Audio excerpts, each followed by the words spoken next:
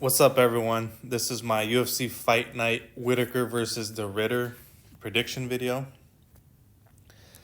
Now, I must say that I've been doing pretty well considering that I have been doing no tape study, just going off my previous knowledge from watching the fights on Saturdays and learning these fighters by watching how they perform in the cage. And for this first fight in the main event, Robert Whittaker versus Renier de Ritter, I must admit that I've never been a fan of Renier de Ritter. I thought he was going to lose almost every single fight that he's been in the UFC. And he's proven me wrong time and time again.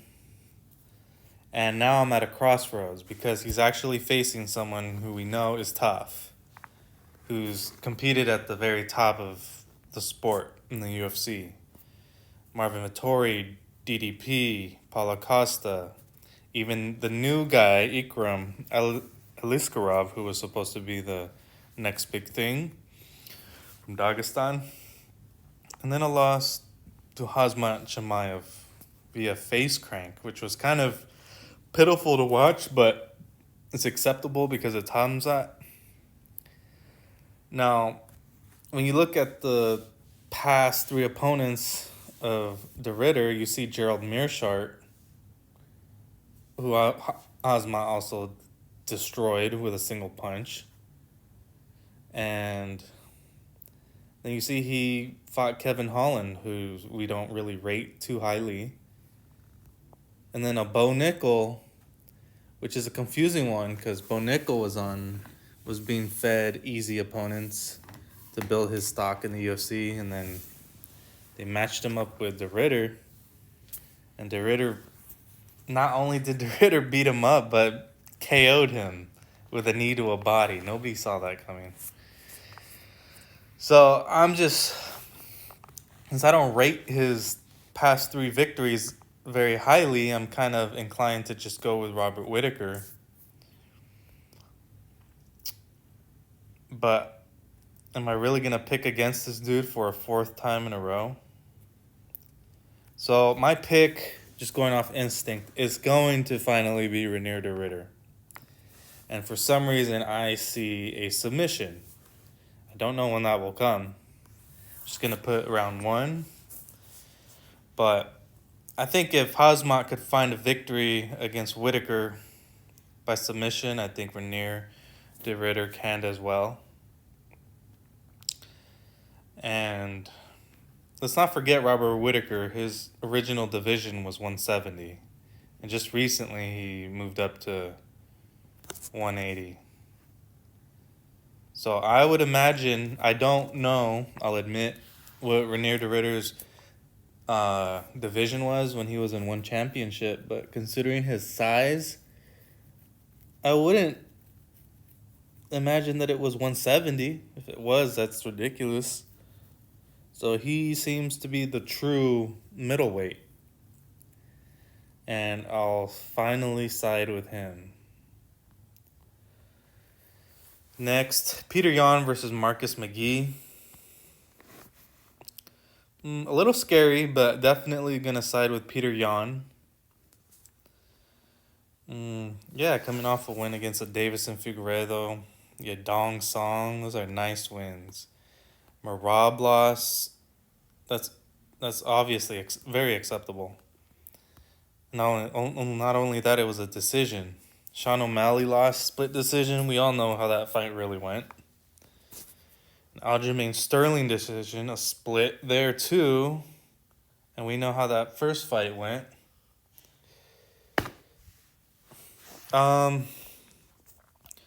So this guy, Marcus McGee, is kind of like a wild card because he got that KO power. But the smart money, I think, goes with Yan. Perhaps by decision. Next, we got Shara Magomedov versus Marc-Andre Barriault. Definitely going to go with Shara. This is one of those fights to get Magomedov back into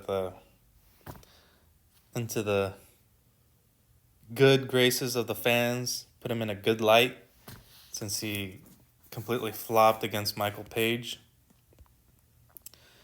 And Mark Andre, yeah, he's just kind of that guy who, I mean, he's tough, but yeah, like I said before, the smart money is going to go with Shara. I mean, you can hedge your bets, obviously, and have Mark Andre in various long shot parlays because it's a fight. You know, you never know what's going to happen, but here we're definitely going Shara. Now, this fight, so Asu Almobayov versus Jose Ochoa. Wow. Interesting. So, wow. So Ochoa had a loss to Loner Kavanaugh. And right away, that tells me that he'll probably lose. Hold on 1 second. Yeah, so in this fight, Asu Almobayev versus Jose Ochoa, right away my instincts say that Asu will win this fight. And I know Jose Ochoa is no slouch, but the fact that he lost to a Loner Kavanaugh, who is a pretty decent, well-rounded, up-and-coming fighter, I feel like Asu is a similar type of fighter who is just more experienced and battle-tested in the UFC. So let's not get too deep into that breakdown. Next, Nikita Krylov versus Bogdan Guskov.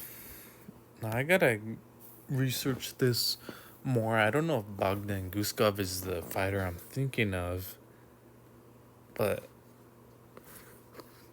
And I don't think it is actually him. There's a fighter out there in this world that is kind of like a real Viking warrior type.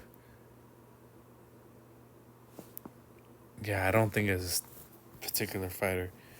Anyway, so in this fight, the odds are a bit close. Nikita Krylov lost to Dominic Reyes, who surprised everybody. But Nikita Krylov defeated Ryan Spann, Volkan Alexander. Those are good opponents. And then lost to Paul Craig. Paul Craig is different and he's confusing. Sorry. Bogdan Guskov. Billy. Who the fuck? Ryan Spann. He also defeated Ryan Spann. And a Zach Pauga. Wow. So if anything, if you want a safe bet for this particular fight, I'd say that it doesn't go the distance. I don't know who you want to favor. I guess it's up to you, but for some reason I feel like picking Bogdan Guskov, but I will for sure be picking both in various parlays. Next, we got Bryce Mitchell. Now, recently he's been talking about how, he's always been fighting bigger... He's always been fighting bigger fighters. That he feels like he should be in the 135-pound division. Blah, blah, blah, yada, yada. When I first heard that, I felt like it was kind of cope. Especially kind of centered around his last recent loss. But this is a real test. Because Said Nurmagomedov, we saw him lose surprisingly to Vinicius Oliveira. Overall, we know this dude is like, and I lost to Jonathan Martinez. We know this dude is good. And everybody was surprised when he lost to Vinicius Oliveira. Now Bryce Mitchell is moving down a weight So one would think that would be an advantage for him. Looking at the records, they're almost identical.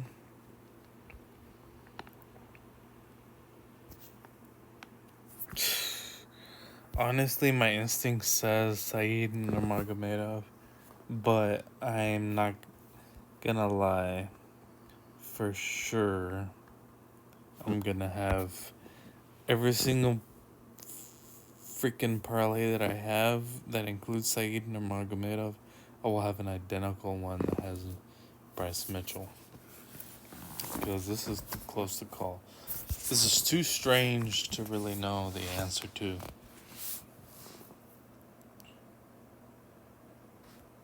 But Josh Emmett, Ilya Taporia, Dan Ige, Kron Gracie doesn't fucking count. Whatever, let's move on. Muslim Salikov, Carlos Leal. Right away. You see 41 years of age versus 31 years of age.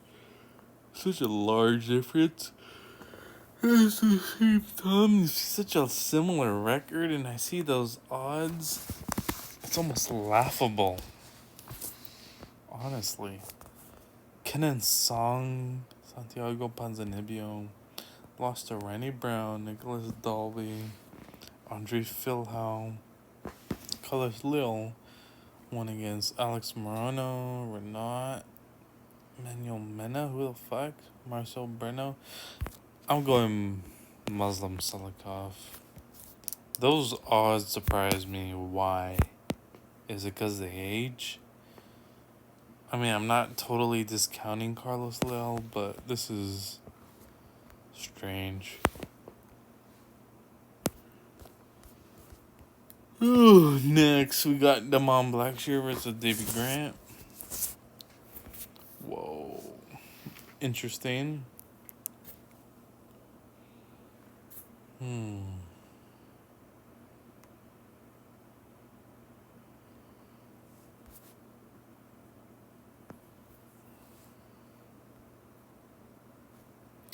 I'll definitely just... This is going to be a battle, but I'll definitely side with Damon Blackshear. I don't know. Honestly. Next, Amanda Ribas. I swear to God, I've seen this fucking matchup so many fucking times. Where I'm just so deep into this MMA game that everything's starting to get mixed up. What the heck? 30, 31, 160, 170, 51, 53, 61. God. Yeah.